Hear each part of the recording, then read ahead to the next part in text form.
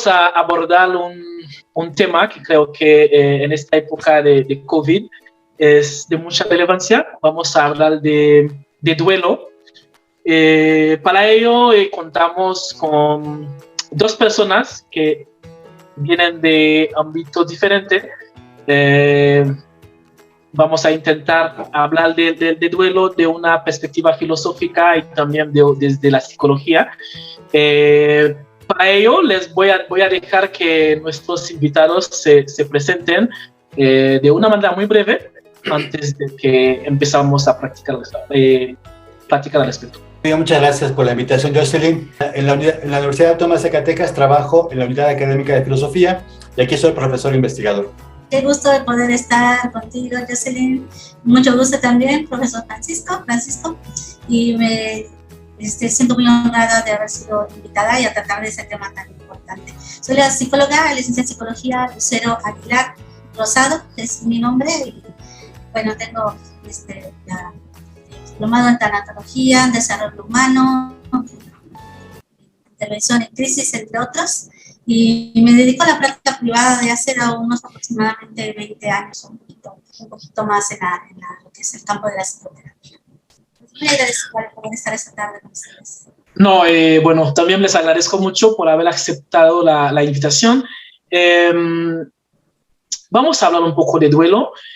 ¿Se podría decir que el duelo es esta experiencia, ¿no?, que vivimos después de haber perdido un ser querido, o sería demasiado simple? Bueno, el duelo es el proceso, es un proceso psicológico y emocional al que nos vemos sometidos todas las personas después de una pérdida.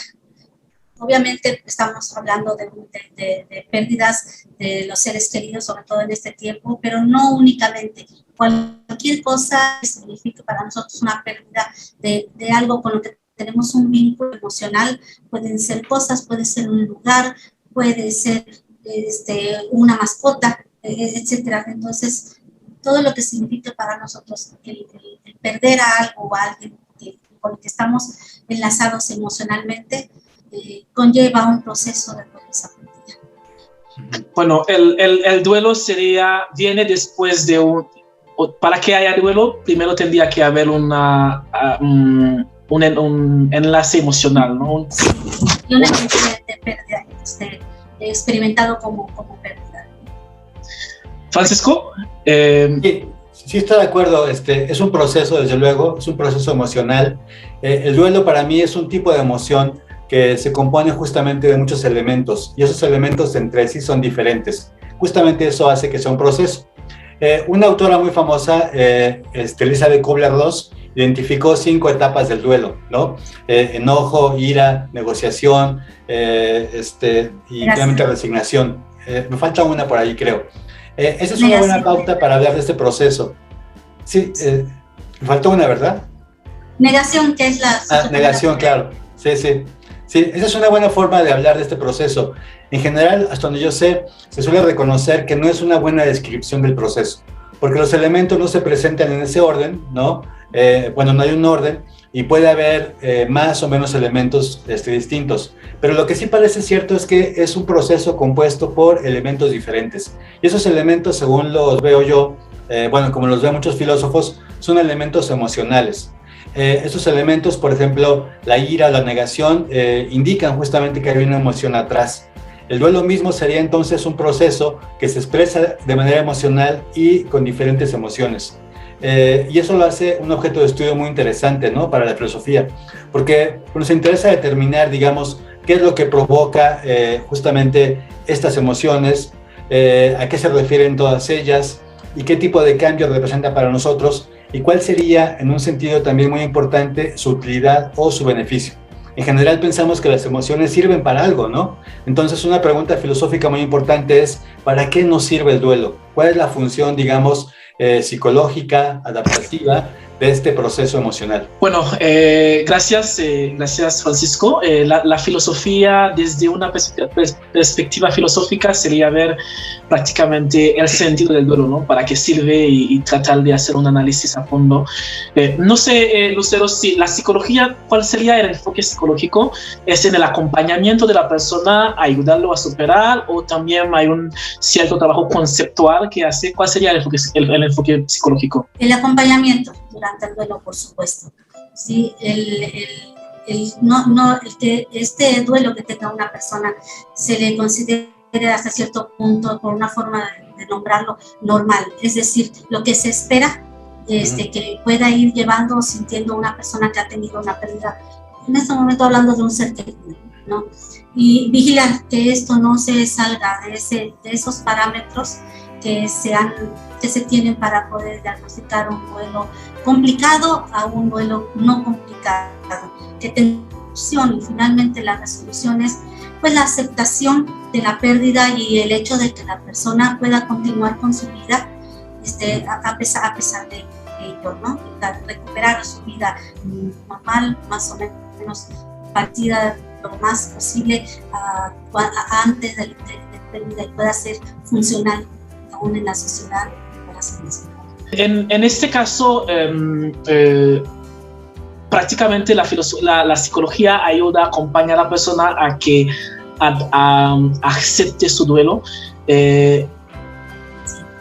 ¿No existe duelos que no pueden ser superados, o todo duelo es superable?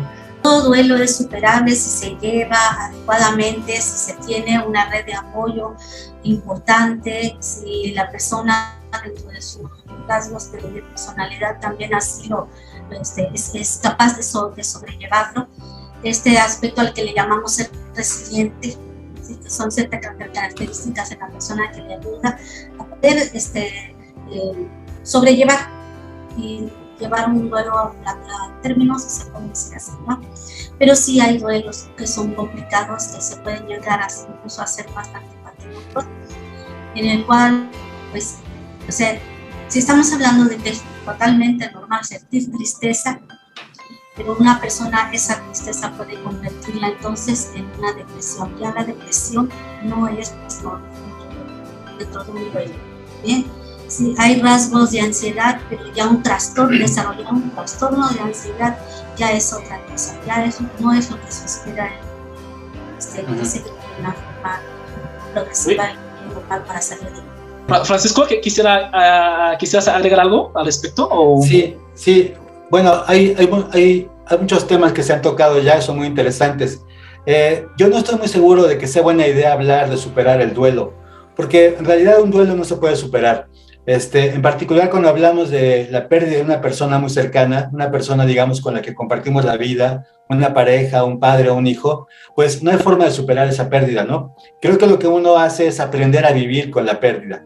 Entonces, una forma, digamos, de entender la función del duelo es que nos ayuda a replantear nuestra vida, a reconstruir lo que nos queda y a relanzar nuestra vida una vez que hemos sufrido este tipo de pérdidas, ¿no? El duelo, como hemos dicho, es un proceso, y parte de ese proceso creo que tiene que ver con aceptar la nueva condición que tenemos una vez que hemos perdido a alguien. Y esa nueva condición, pues a veces se va a expresar como ser el hijo de, que ya perdió a su padre o a su madre, o ser el viudo o la viuda de, etc.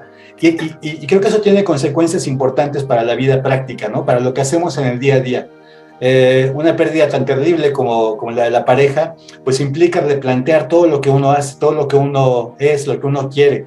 El duelo entonces sirve, ¿no? Digamos, para identificar las cosas que nos parecen valiosas. La manera de compartir el tiempo, la manera de disfrutar una tarde, la manera de gozar de una comida, un paseo, etcétera, ¿no? Eso con el duelo se acaba. Y uno tiene que aprender a vivir a partir de esas pérdidas. Entonces el duelo tiene una función, digamos, sí, de marcar lo que nos importa, lo que nos duele, lo que vamos a extrañar toda la vida, y de darnos alguna herramienta, alguna posibilidad de vivir a partir de esa pérdida, rehaciendo nuestra vida, ¿no? Replanteando lo que queremos, lo que nos parece valioso, lo que nos entusiasma, o aquello en lo que podemos encontrar alegría.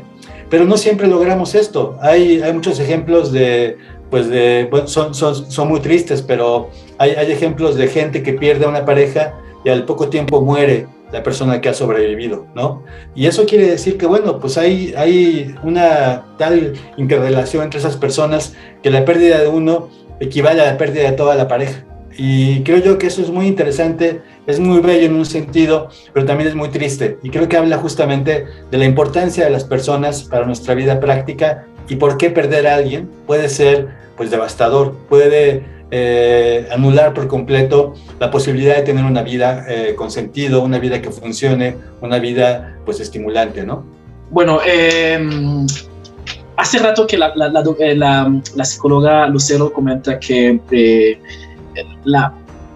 el duelo se puede, al menos desde la psicología, como lo trabaja ella, se puede superar aprendiendo a aceptar el duelo.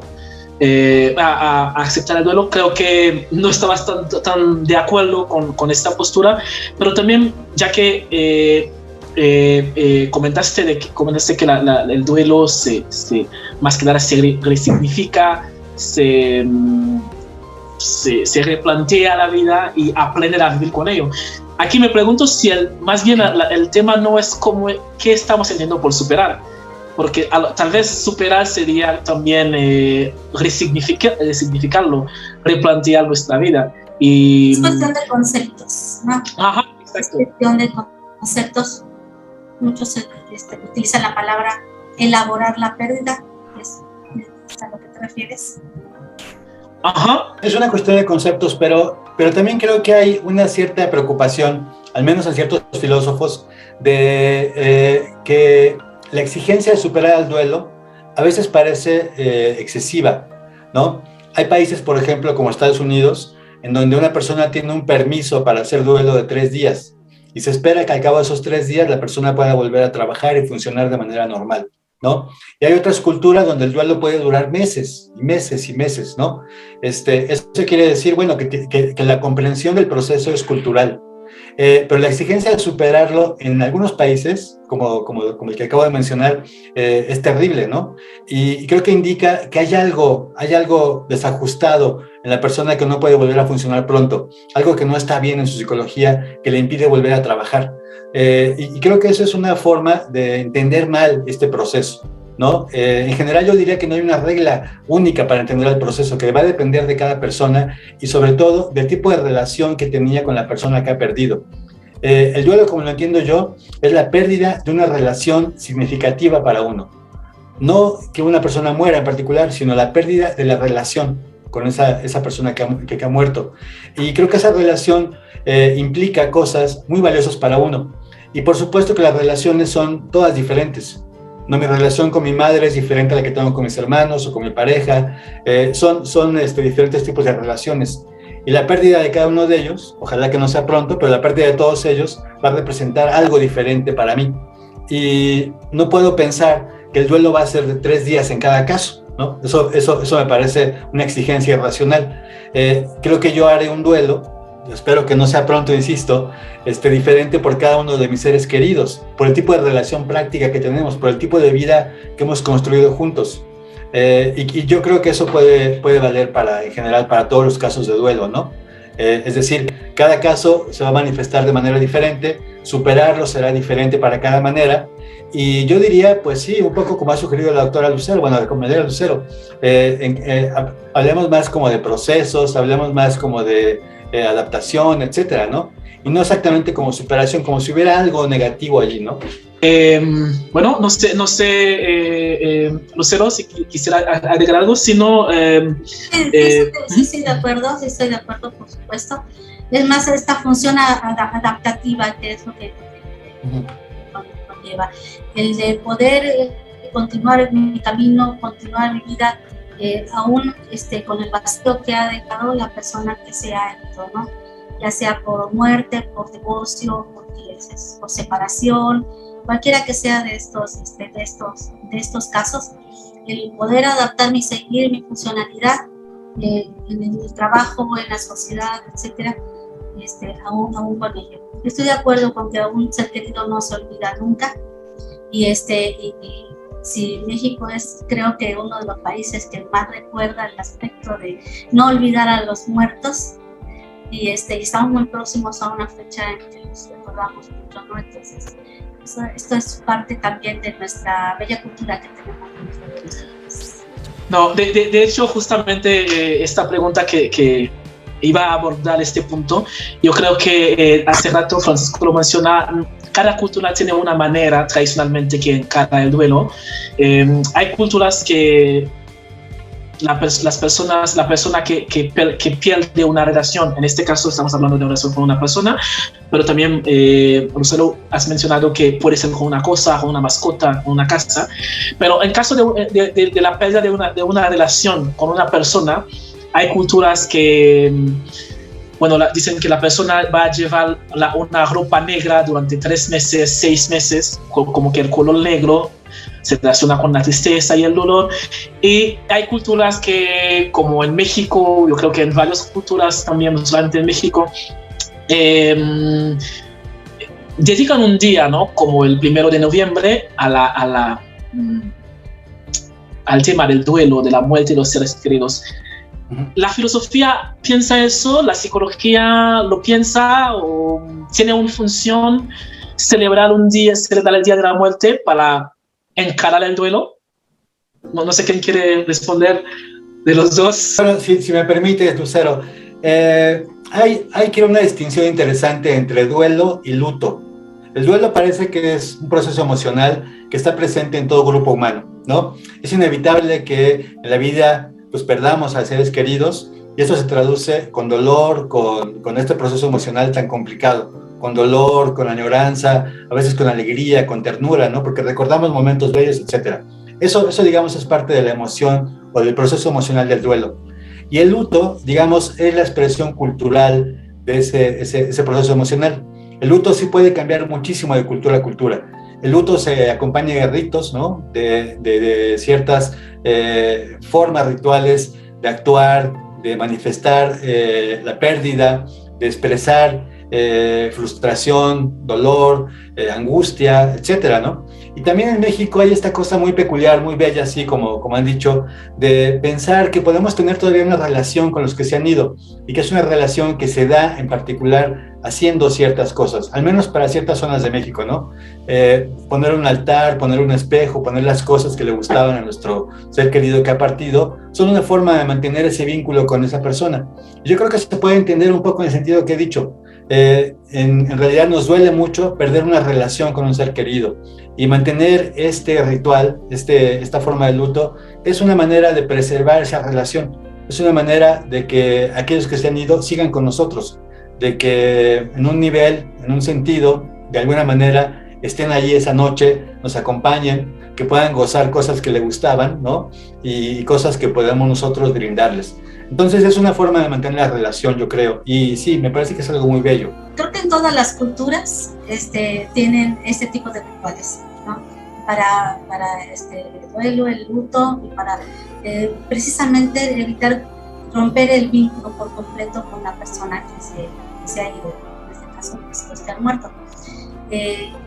Me gustaría tocar un poquito el tema acerca de los rituales funerarios, sobre todo en esta época de pandemia. Se me hace un tema muy interesante porque el ritual funerario tiene una función muy importante: el poder velar, el poder hacer un servicio, el poder hablar sobre la persona que ha muerto, y la sepultura. Todo este proceso tiene una función en cuanto al aspecto emocional, de la expresión emocional de la tristeza, tanto para la persona, la familia, como para la sociedad. Por eso van muchos asisten en el momento que lleven flores, todo esto. Sí, es una parte muy importante.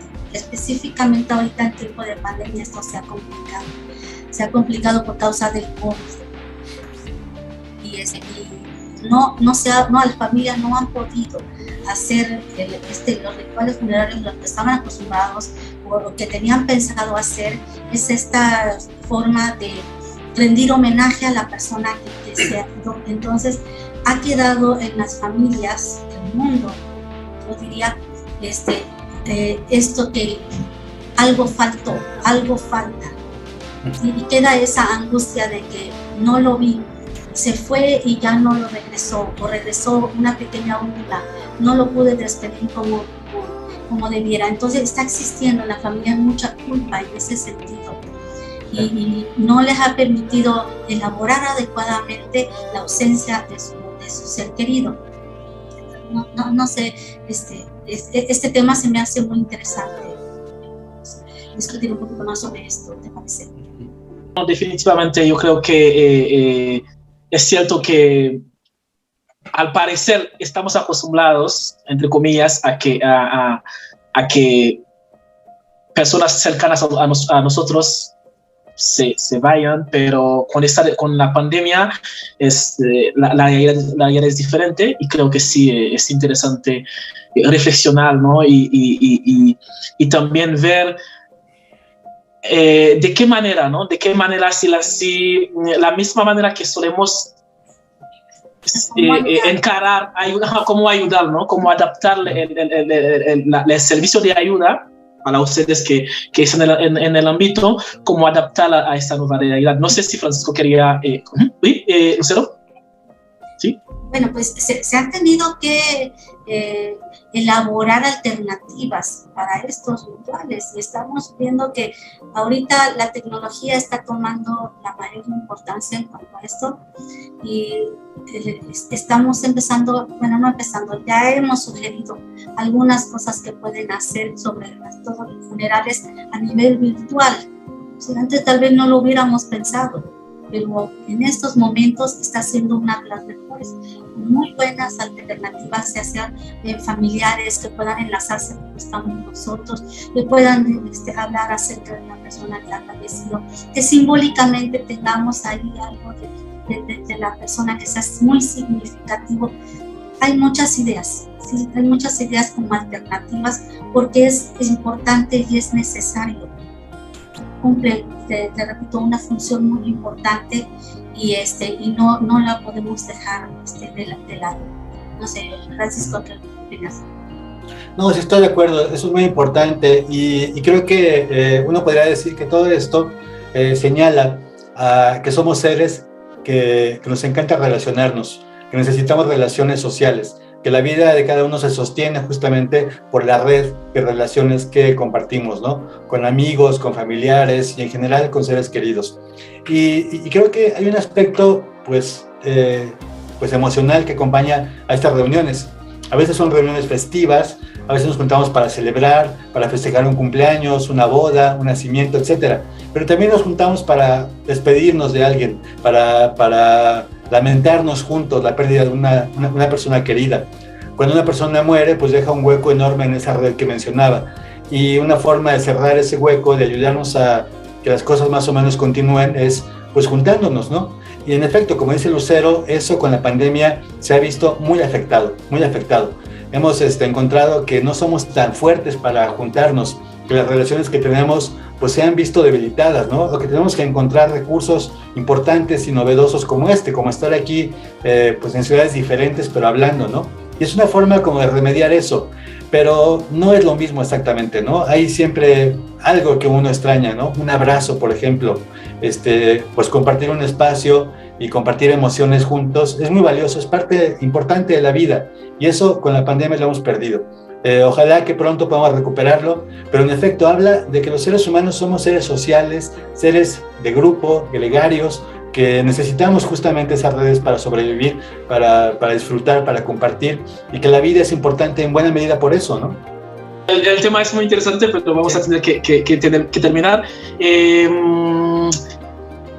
Francisco, ¿la filosofía hace solamente un trabajo teórico, conceptual, o puede ayudar la comprensión filosófica, puede ayudar a que una persona aprenda a vivir con su duelo? Y también a la vez hay ciertos filósofos que podrías recomendar o ciertos corrientes de la filosofía que podrías recomendar a una persona que nos está viendo para leer con respecto que le podría ayudar a enfrentar, encarar un duelo. Bueno, sí, sobre la primera cuestión, yo no diría que hay una división muy fuerte entre la forma en que la filosofía aborda los conceptos, los analiza y la importancia de esos conceptos para la vida. Creo yo que la filosofía es muy vital, que hablar del sentido, la verdad, del deber, de los principios, de las emociones es muy vital. Y creo que la gente puede aprender muchísimo, ¿no?, de estudiar la filosofía y la forma en que trabaja. El mundo que vivimos es un mundo que se entiende a partir de conceptos, y la filosofía nos enseña justamente a entender ese mundo a partir de los conceptos, ¿no? Realidad, verdad, apariencia, dolor, entusiasmo, todo eso son parte de la vida, y creo que la filosofía tiene mucho que decir. Bueno, y sobre el duelo hay muchísimo que leer, ¿no? Es un tema que ha ocupado mucho a los filósofos. En Platón encontramos una preocupación constante por la muerte y por lo que va a pasar con nuestra alma, según él, al morir el cuerpo, ¿no? Es una preocupación importantísima para él. El sentido de su filosofía a veces se puede entender así, ¿no? Es una filosofía de preparación para la muerte. Más recientemente, autores como Martha Nussbaum han tenido una producción muy importante sobre el duelo. Ella en particular tiene un libro que se llama Paisajes del Pensamiento, que empieza justamente con la narración de la muerte de su madre, y a partir de eso elabora una teoría muy interesante, muy vigente sobre las emociones. Es una teoría pues muy poderosa, que nos explica que las emociones son un tipo de juicio valorativo acerca de cosas que nos importan, ¿no? Ella es una autora que me parece imprescindible hoy en día sobre el tema de las emociones y sobre el duelo. Es una autora muy importante, ¿no? Otros especialistas pues son, por ejemplo, Solomon, ¿no?, que también tiene algunos textos sobre el duelo muy importantes, y a partir de ellos uno podría encontrar muchas más fuentes, ¿no?, para estudiar el tema. Y en todos ellos hay una preocupación que tiene que ver con la ética, con el sentido de la vida, con entender nuestra vida emocional, con entender la función de las emociones y con entender pues justamente este elemento social que muchas veces acompaña a la manifestación de emociones muy fuertes, ¿no? Yo diría que esos autores podrían ser una muy buena entrada a estos temas, ¿no? Quizá en particular Martha Nussbaum, que es una autora que ha sido traducida ampliamente al español. Es una autora muy erudita, muy, muy pertinente, y pues yo creo que siempre muy interesante, ¿no? Bueno, gracias. Espero que estas recomendaciones van a ayudar a muchísima gente, sobre todo como lo hemos dicho, ¿no?, en este momento de pandemia y la situación se vuelve más complicada. Lucero, una recomendación desde su experiencia como psicóloga, como terapeuta, para una persona que nos está siguiendo. De acuerdo, sí, bueno, en mi trabajo como fue la psicología clínica, el acompañamiento, una de las cosas importantes es vigilar, pues obviamente los signos y síntomas que tenga una persona, en el proceso de poder llevar su duelo adecuadamente. Se sugiere mucho la terapia de grupo. La terapia de grupo es muy, muy recomendable para las personas en duelo o en pérdida. Y pues eso es trabajar en conjunto, ¿no? Eso creo que es también multidisciplinario, porque pueden requerirse de otros especialistas de acuerdo al proceso que lo vaya llevando la persona. Pero ya hablando en el aspecto de tanatología, pues el trabajo es que la persona pueda resignificar, ¿sí? La ausencia, pueda resignificar su vida, pueda tener este sentido de vida. Me parecen excelentes los autores que Francisco ha mencionado, son muy, muy, muy buenos. Y en fin, relacionarnos con la muerte de una forma más cercana. Es increíble la cantidad de personas que tienen miedo a morir o miedo a que alguien muera, pero de una forma en que prácticamente dicen: no quiero hablar de eso, no puedo hablar de eso, no puedo ni pensar en eso, cuando es lo más natural que tenemos en esta tierra. Si hay algo seguro en la vida es que vamos a morir. No me queda más que agradecerles por la participación, por la colaboración. Y bueno, eso fue la primera vez, pero no será la última. Muchas gracias a cada uno de ustedes. Me gustó. De contrario. Gracias. Gracias, Jocelyn, gracias, Lucero, por los conceptos y por la plática. Ha sido muy interesante. Me gustó, muchas gracias por la invitación. Hasta pronto. Y ojalá que sí, que sea la primera de muchas. Sí, bueno, muchas gracias. Linda tarde. Hasta luego, mucho gusto. Hasta luego. Lucero, muchas gracias. Bye.